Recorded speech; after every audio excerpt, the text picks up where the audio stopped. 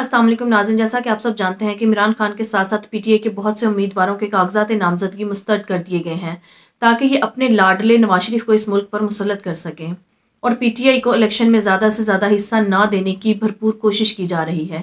इस पर हामिद मीर नवाज शरीफ और इनके सहूलतकारों पर बरस पड़े। आइए पहले वो वीडियो देखते हैं, फिर इस पर बात करते हैं। मैं तो कई दफ़ा ये कह भी चुका हूँ कि ये 3-4 फेजेज हैं। तो पहली फेज आपने देखी कि जब पीटीआई के कैंडिडेट्स जो हैं वो कागजात जमा करवाने जा रहे थे तो उनको रिटर्निंग अफसर तक पहुंचने नहीं दिया गया। आपको याद होगा कि मैंने ये कहा था कि इसके बाद भी कुछ मरहले आएंगे, अभी इश्क के इम्तिहान और भी हैं। तो ये आज सेकंड फेज था। पहले फेज में तो कोशिश की जा रही थी कि उम्मीदवार जो हैं वो रिटर्निंग अफसर तक ना पहुंचे। जब पहुंच जाएंगे तो फिर दूसरी फेज आई है, उनके कागज जो हैं वो रिजेक्ट हो जाएंगे। और अब जो थर्ड फेज आएगी वो ये होगी कि ये अब जिनके रिजेक्ट हो गए हैं कागज, ये जाएंगे इलेक्शन ट्रिब्यूनल में, और ट्रिब्यूनल में होते हैं जो हाई कोर्ट के जजेस हैं, और दूसरी तरफ जो पीटीआई की मरकजी क़यादत है वो सुप्रीम कोर्ट में भी एक दरखास्त दायर करेगी इस सारे मामले पे।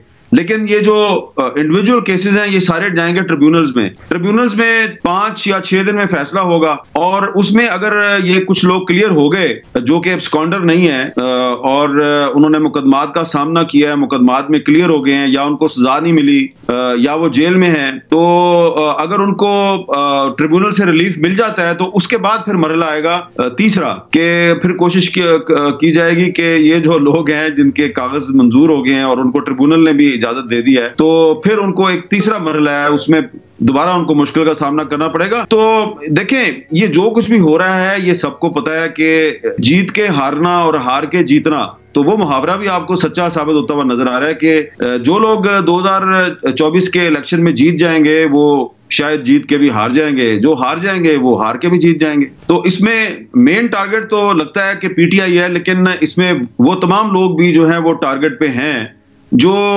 इस वक्त मुस्लिम लीग नून या पीपल्स पार्टी के साथ उनका इत्तेहाद नहीं है, और उनकी पॉलिसी जो है वो शायद वो नजर आती है जो कि तहरीक इंसाफ की पॉलिसी है।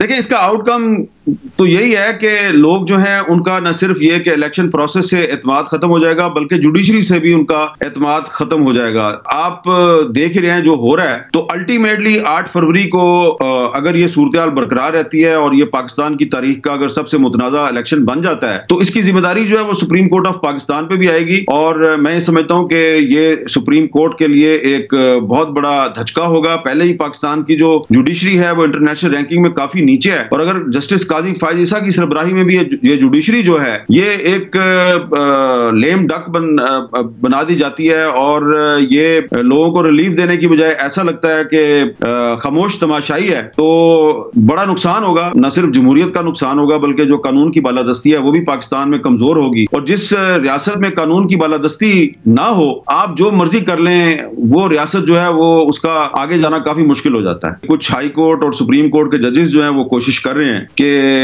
वो कानून के मुताबिक चलें, लेकिन मजमूई तौर पे तो यही लग रहा है कि जो जुडिशरी है वो मुक्तदरा के साथ है। ये आप पाकिस्तान की तारीख पे नजर डालें तो आपको पता ही होता है कि जो हुकूमत निकाल दी जाती है और एस्टेब्लिशमेंट निकालती है उसको दोबारा नहीं आने दिया जाता। मुस्लिम लीग नून को पाकिस्तान पर मुसल्लत करने की कोशिश की जा रही है, तो इसका भी मेरा ख्याल है कि पाकिस्तान को फायदा तो नहीं होगा, पाकिस्तान को इसका 2 गुना नहीं बल्कि 3 गुना ज्यादा नुकसान होगा। तो इसीलिए मेरा ये ख्याल है कि 8 फरवरी के बाद पाकिस्तान में कोई सियासी इस्तेहकाम नहीं आएगा, और जो भी हुकूमत आएगी, जो भी वजीर आजम होगा, वो ज्यादा देर तक चल नहीं पाएगा। मसले का हल ये है कि जो सिक्योरिटी एजेंसीज हैं उनका जो सियासत में किरदार है उसको खत्म करें। ये सुप्रीम कोर्ट का फैसला है, तो सुप्रीम कोर्ट अपने फैसलों पर अमल दरामद नहीं करवा सकी, और सुप्रीम कोर्ट जो है वो कहती तो है, फैसलों में लिख तो देती है कि जनाब फलां एजेंसी जो है उसको सियासत में मुदाखलत नहीं करनी चाहिए, लेकिन अमल दरामद करवाने की ताकत उसमें नजर नहीं आती। उसकी वजह यह है कि जो जज साहिबान होते हैं, ख्वाह वो पिछली जुडिशरी हो या उससे पिछली जुडिशरी हो या मौजूदा जुडिशरी हो, उनको वो ये कहते हैं, जब रिटायर हो जाते हैं तो फिर वो कहते हैं जी कि जज जो होता है उसको अपनी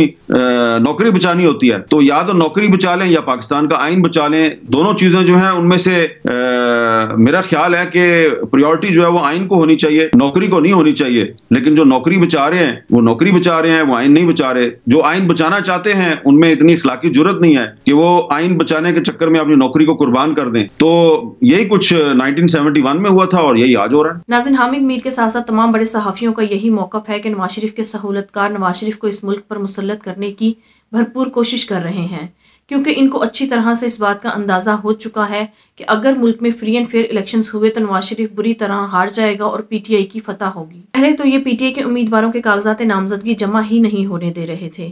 कभी उन्हें ब्लैकमेल किया जाता था और कभी उन्हें गिरफ्तार कर लिया जाता था। लेकिन जब अदालत ने इलेक्शन कमीशन को हुक्म दिया कि उनके कागजात नामजदगी जमा करो, तो इन्होंने अदालत का हुक्म तो मान लिया, लेकिन अब एक और साजिश की जा रही है कि पीटीआई के उम्मीदवारों के कागजात नामजदगी को मुस्तरद किया जा रहा है। न सिर्फ पीटीआई उम्मीदवारों के बल्कि पीटीआई के बानी इमरान खान के भी कागजात नामजदगी मुस्तरद कर दिए गए हैं। अब पाकिस्तानी अवाम को सिर्फ अदलिया से ही उम्मीद है कि वो कानून और आइन के मुताबिक फैसला करेगी और इलेक्शन कमीशन को हुक्म देगी कि वो पीटीआई के कागजात नामजदगी को एक्सेप्ट करे और पीटीआई को इलेक्शन लड़ने का मौका दे। नाज़रीन, इस वक्त पाकिस्तान की अदलिया भरपूर कोशिश कर रही है कि पीटीआई के साथ जो जुल्म, ज्यादती और जबर किया जा रहा है उसको किसी न किसी तरह से कम किया जा सके।